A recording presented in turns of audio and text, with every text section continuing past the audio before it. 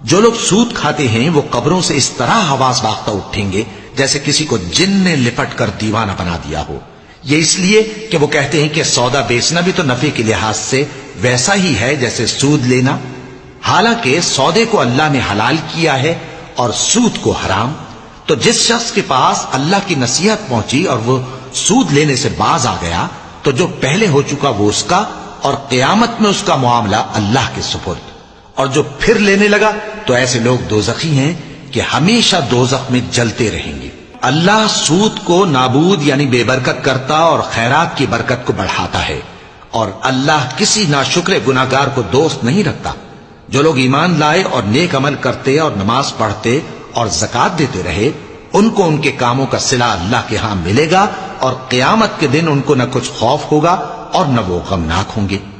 مومنو، اللہ سے ڈرو، اور اگر ایمان رکھتے ہو تو